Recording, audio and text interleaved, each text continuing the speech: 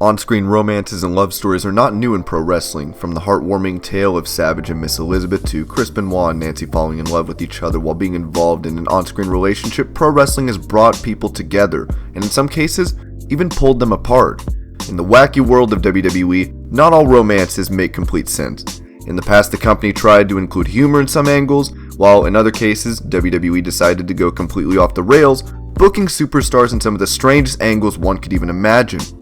My name is John, and in this video we take a look at the wackiest things WWE has done involving couples and talk about the 10 strangest romance angles in the company's history. For someone who won the inaugural and only Rookie Diva of the Year award back in 2005, Joy Giovanni's time in WWE was anything but memorable. Joy finished third in the Diva search back in 2004, but was offered a WWE contract nonetheless. While the company did not expect her to set the stage on fire, her tenure with the promotion was far from what she or the company would have expected. Joy didn't stick around for too long, but during her time with WWE, she was placed in a storyline involving The Big Show, Kurt Angle, and JBL's cabinet. With the sheer amount of star power involved, you would have thought she could make something out of the predicament, and prove to be an asset to the company. As per the storyline, Jo was infatuated with The Big Show, as it usually happens in real life where tiny women just cannot resist 500-pound men, and Show had to protect her from the clutches of JBL and Kurt Angle. This was also the main feud on SmackDown for a brief period, which included Kurt walking in on Joy showering, and Giovanni being kidnapped by Kurt Angle. You know, the sort of things WWE is morally against in this day and age. Speaking of WWE being against things, the early 2000s were a fantastic time for the Blue brand. While we witnessed some incredible storylines involving Lesnar, Angle, and Benoit, we also got to see a dominatrix on television, so let's get a round of applause for that. We also got to have the Basham brothers be promoted to the main roster in 2003, but it was obvious from the outset that the duo needed a mouthpiece to complete this puzzle. That was when WWE brought in Shaniqua as their manager. Shaniqua Ko won the second season of Tough Enough along with Jackie Gata, and was brought to SmackDown to make the Bashams a credible threat to the tag team titles. A sexual tension between the trio was palpable from the beginning, with Shaniqua establishing her dominance over the duo. During one segment in particular, Paul Heyman inadvertently walked into Shaniqua, whipping the Basham brothers backstage, who were gagged and tied in chains. While WWE could have gone the whole 9 yards with her, she was released from her contract in 2004, and Bashams continued to linger in the bowels of the mid-card before eventually being released a couple years later. One of the major talking points of 2017 was regarding the awkward flirtations between Nia Jax and Enzo Amore.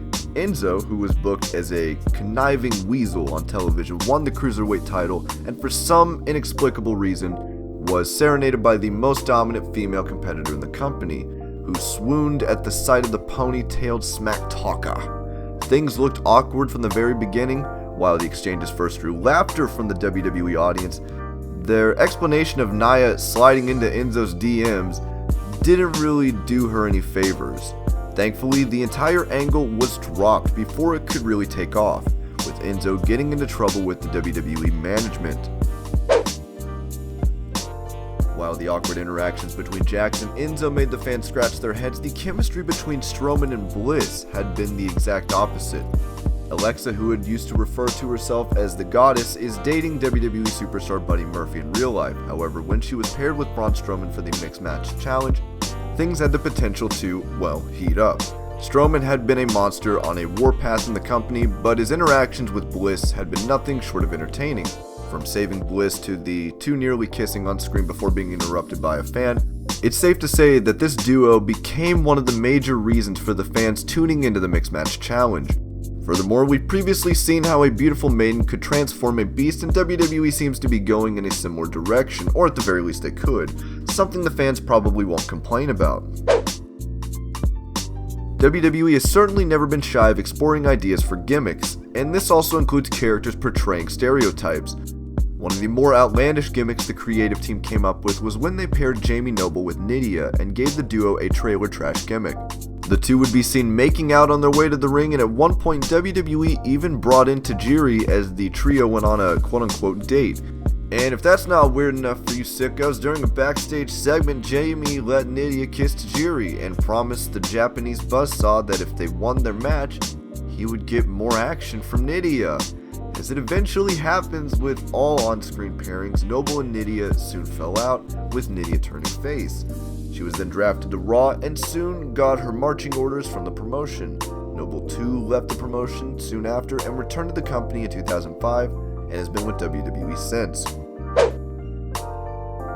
When we are talking about strange relationships, I really can't think of too many things that are stranger than Kane's relationship with Lita and how they joined an unholy matrimony. With Lita and Matt Hardy dating in real life, WWE wanted to start a feud between Hardy and Kane. The easiest route to igniting the flame was to have Kane go after Lita. Kane did this by putting Matt in harm's way and only left one option for Lita to save her boyfriend, and that was to agree to go out with the Big Red Machine. WWE then led the fans to believe that Kane forced himself on Lita, with Lita then carrying the child of a psychotic half-man, half-machine, and this wasn't the most absurd part of the storyline either. Kane won a Till Death Do Us Apart match against Matt, leading to former WWE champion and a man that electrocuted a superstar's sack, marrying Lita. A real-life scandal, a miscarriage, and an act of infidelity with Edge saw Lita escape from Kane's clutches, and by the end of the entire angle, the fans did not know who to cheer for or what to think. But needless to say, it didn't help any of the parties involved. And one of the most memorable things to happen during the entire storyline was Gene Snitsky punting a baby into the fan section. The storyline involving Dawn Marie and Tori Wilson had everything in it: rivalry, betrayal, and sexual tension, an idea that could have easily spawned from the deep, dark corners of Vince McMahon's imagination. Dawn Marie wasn't thrilled with the attention Tori Wilson was getting from the WWE audience, so she hatched a plan, where she got involved with Tori Wilson's father. Al Wilson was then engaged, and soon after, Dawn Marie forced Tori to meet her in a hotel room and promised to break it off with her father in return. WWE then showed Tori and Dawn kissing passionately and insinuated that things went much further, before Al Wilson demanded the video be stopped. Dawn Marie and Al Wilson went ahead with their marriage, and on SmackDown the two got hitched, with Al and Dawn stripping down to their underwear for the ceremony. The ending was Dawn killing Al, with Old Timer not being able to handle Dawn's sexual appetite, and Marie riding him to his grave, quite literally. You cannot make this stuff up, unless you're part of the WWE creative team. I mean, can't they just take a step back and say, hey, are we writing softcore porn? Like, really? Sorry about that. Goldust has been given the nickname of the Bizarre One, and for a good reason. When he debuted his character in WWE, no one really knew what to think, other than they could spot that he was very androgynous. His rather suggestive ways and sexual mannerisms spooked his opponents, while Goldust became one of the superstars no one was willing to face. Then came Marlena, who complimented Goldust's character. As his manager, Marlena would often sit at ringside while smoking a cigar. Terry Runnels, who played the character of Marlena, was married to Dustin Runnels in real life, giving the duo more freedom to express themselves on television. Goldust and Marlena also posed in some photos. Yeah, you can go look them up for yourself, making them one of the strangest couples in the history of the company. Talking about strange couples, one would have to really try hard, I mean really try hard, to get the image of Perry Saturn serenading a mop out of their head. Perry, who was initially expected to get a major push in the WWE upon signing with the promotion, was thrown into the doghouse for legitimately attacking an enhancement talent. As punishment, Saturn was given the gimmick of a mentally deranged superstar who fell in love with a mop. In fact, Saturn chose Moppy over the gorgeous Terry, who then exacted revenge on Saturn by putting Moppy through a wood chipper. While you think it might be hard to believe that all that makes sense in terms of this being a storyline, what you should think is even harder to believe is the fact that this was probably Perry Saturn's biggest push in WWE.